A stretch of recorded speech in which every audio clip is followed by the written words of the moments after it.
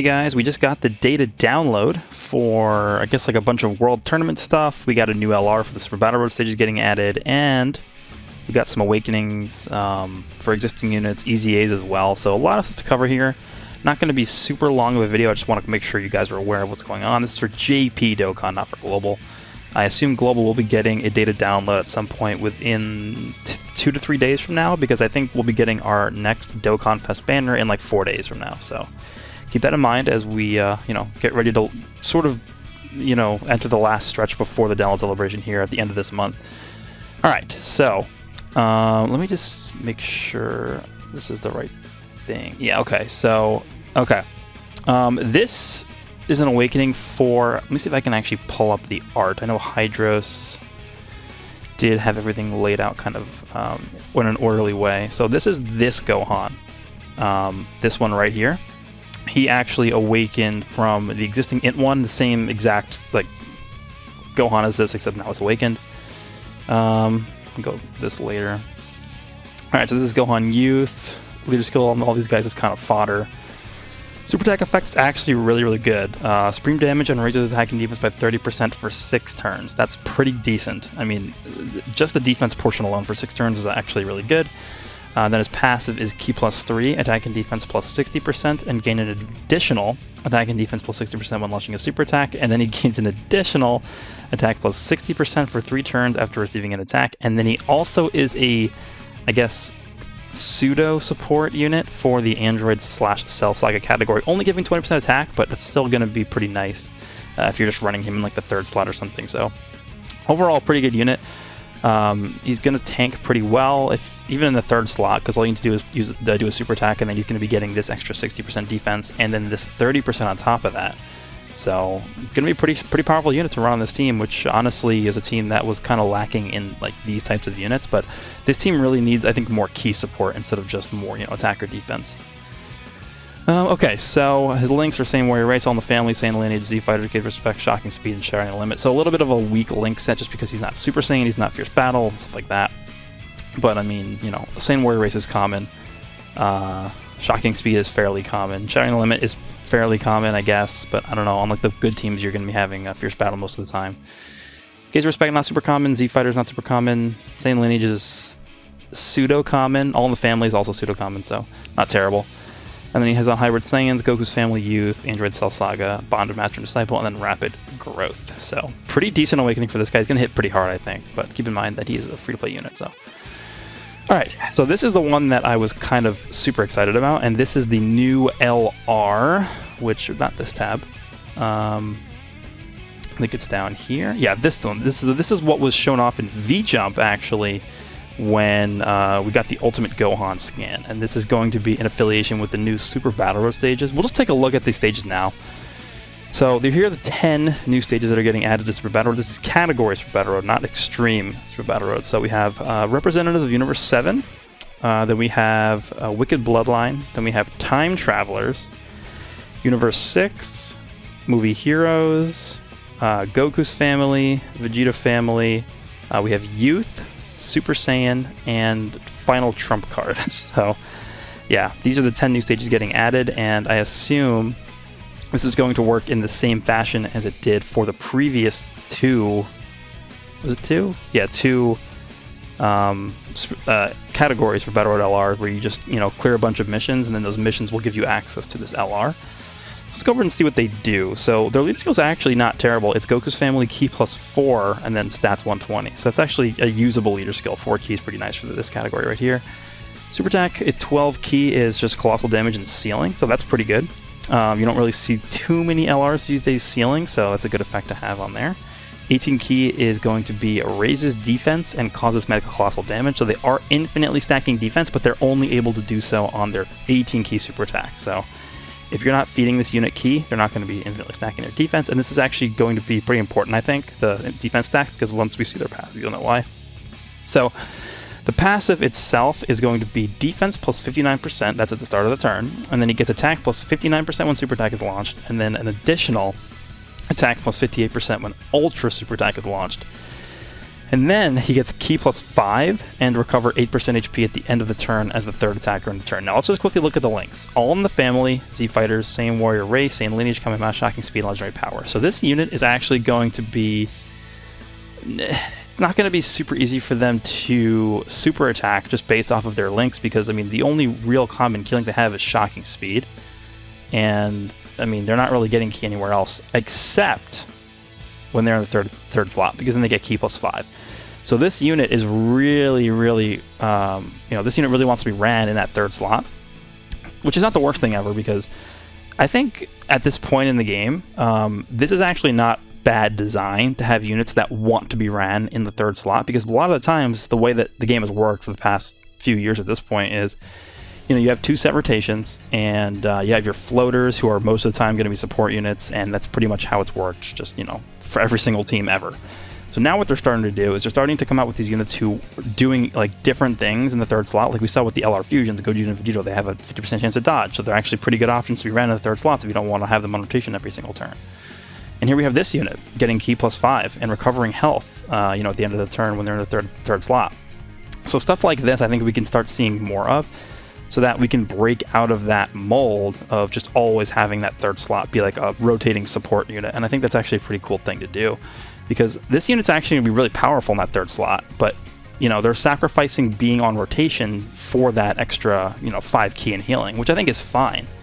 It just means you're going to end up seeing them less often, but I mean, they're going to be doing a lot. They're stacking defense, and they're sealing on the 12 if you get like an additional or something. So you don't really end up feeling too comfortable with the supports in the third slots a lot of times, just because they tend to have less defense, less damage mitigation, stuff like that. So with this unit in the third slot, you're actually going to be feeling pretty good, because you're stacking defense. They have okay defense here. Links, they have defense, so shocking speed now gives defense. And Goku's family Kamehameha, joined forces. Joined forces, I don't really see them being like a staple in there. Kamehameha, maybe not. Again, I don't think Kamehameha really needs a unit like this, so I think Goku's family is going to be the team where you're really going to want to run this unit, probably more often than the other two teams, but I kind of like the design of this unit a lot. I mean, this is going to actually make them hit quite hard. Sealing, so a lot of utilities. I kind of like this unit. I think this is a pretty well-designed unit. What's next? We have... Oh, this is a new TN. Now, I assume... I'm not 100% sure about this at the moment, but I assume this TN, this new Strength TN, is going to be available through the Dragon Ball Saga banner. So the tickets you get from the World Tournament, that Dragon Ball Saga banner, I think that's where you're going to actually acquire this TN from. So, leader skills, whatever. Super attack is the Tri-Beam, causes supreme damage and lowers attack and defense. Okay, it's pretty basic. Passive is Ki... I actually really like this passive, by the way. Ki +2, and attack and defense +80%, just straight up. And then he gets an additional defense +80% if there's one enemy. So already he's at, what is that, 160% defense, just if there's one enemy. That's pretty common. Gain an additional attack +200%, but defense -40%, and stun the attacked enemy for 2 turns, once only when launching super attack. So, actually, I think I might have... No, that's correct. I was thinking of something else. I was thinking I might have made a mistake, but I didn't. Let's go and take a look to make sure. Where's this TN? It's up here. Yeah, right here. Let me just check real quick to make sure I did not make a mistake. Yeah, it's just whenever he launches a super attack. So yeah, launching a super attack going to give you this benefit once. So 200% attack, and then stuns the attack enemy for 2 turns. This is very similar to how the Tech Master Roshi works, who came out alongside Kid Goku on the Kid Goku banner. Because what he does is he gets like, what is like a 600 and something % attack boost, guaranteed crit, and a guaranteed stun or something for that one time. So it's kind of similar to how this TN works, but keep in mind, this is... he's losing this defense. I mean, I guess Master Roshi kind of also loses defense. Yeah, he's very similar to him. So the way you want to use this guy, at least this is the way I use the Master Roshi, is if you're not in a position where you can really make use of this, extra boost, you want to just not super. Like that's what you want. You want just to try and avoid the super attack with this guy until you can really make use of this, or until you're in a position where you're banking on the stun to save you from dying or something like that. So Lynx, is typical TN Dragon Ball links, Crane School Telepathy, Infighters, Guides of the Dragon Balls, Incredible Adventure. You know, these Incredible Adventure and Guides of the Dragon Balls links are actually really good now, but you know, the Crane School is never going to work, Telepathy is never going to work, so I don't know. World Tournament, Dragon Ball Saga, Bond of Master and Disciple, Earthlings, Final Trump Card. Obviously going to be most effective on the Dragon Ball Saga team just because of these 2 links right here. And that's pretty much it for this guy. Again, I do like his design. I like the fact that they're trying, you know, this again, because I do like the design of that Tech Roshi too. You just have to be strategic with how you want to use him. So that's TN. And then next we have the Trunks. Now this is the new World Tournament reward unit that you're going to be getting from the ranked rewards. So here we have Trunks Teen. He's from the BoJack movie. Actually, where's the picture of him? I'm going to get rid of this tab. I think he's all the way at the bottom. Yeah, this Trunks right here from his fight. I think he was actually fighting TN in the movie, if I'm not mistaken. Leader skills, whatever. Super attack is burning attack, causes supreme damage with a medium chance to stun. That's okay. Passive. Now here's where things get interesting. Attack and defense plus 70%, and then he changes physical key spheres to rainbow. We'll go over why that's important in a second. Medium chance to evade enemies' attacks, and then movie heroes category allies key plus 2, and attack plus 20%, and defense plus 10%. So he's a movie heroes support unit who also changes key spheres to rainbow and has a medium chance to evade, and a medium chance to stun, and has some defense, but not a lot. That's a really, really good unit. And the reasoning for that is because think about all the LRs on the Movie Heroes team, or not even just LRs, just units in general on the Movie Heroes team who want those rainbow spheres. So you have Super Bum's Warp Goku really wants those rainbow key spheres, even though he creates them himself. It'll never hurt to have more allies creating these. LR Physical Gogeta really wants those rainbow key spheres. Strength Gogeta, the EZA OG STR Super Gogeta, really wants those rainbow key spheres.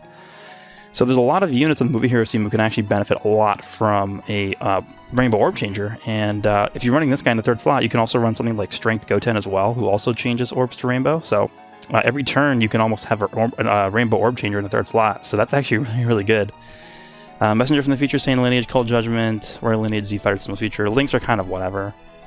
Again, Saiyan Lineage you can kind of activate sometimes. Cold Judgment is not that rare. And then that's pretty much it. Dismal Future you can kind of find, but on Movie Heroes it's never going to be there, I don't think. Hybrid Saiyans, Future Saga, Time Travelers, Vegeta's Family, Bond, and Master and Disciple, Movie Heroes. Yeah, I don't know, links aren't really the best, but in terms of his actual passive, I think it's actually really, really good for the Movie Hero team.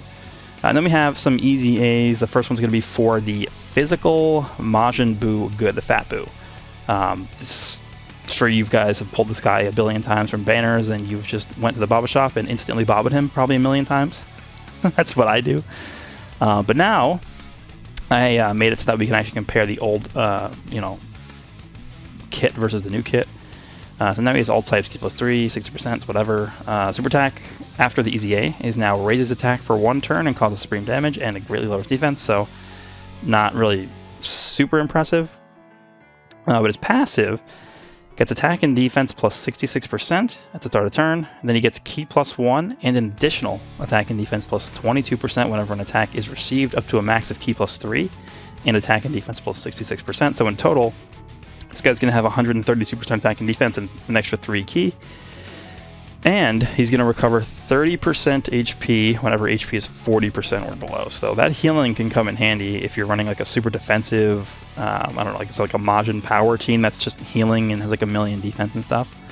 This guy could be good. I wouldn't say this guy's like crazy or anything like that, but with the new improvements to the Majin Buu links, I feel like this guy could actually be pretty good. And then next, we have one that a lot of people were really waiting for a long time, which is the Majin Vegeta EZA, the Tech Majin Vegeta. Same exact leader skill as the Buu. Super attack is the Final Explosion Extreme, which now causes supreme damage instead of just mass damage, and it has a chance to stun all enemies instead of a rare chance. I believe this chance, I think it's 20? I'm not 100% sure. It might actually be 15. Let me just quickly check the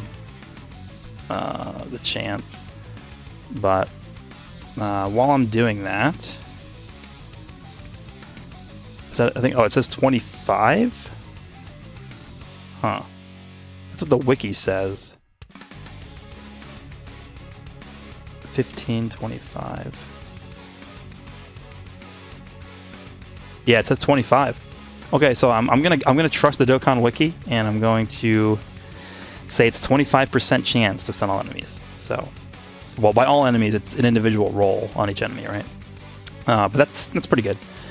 Passive is Warrior's Resolve. Attack and defense plus 60%. That's to start a turn. Then he gains an additional key, max of 3, and an additional attack and defense boost, max of attack and defense 60%. The more HP remaining, the greater the boost. So basically, he gets up to key plus 3, and up to an additional 60% attack and defense. The higher remaining, the higher the boost. So the maximum he can have is 120% attack and defense and 3 key at the start of the turn. Then, if HP is 60% or less when launching a super attack, you gains an additional attack plus 88% once only.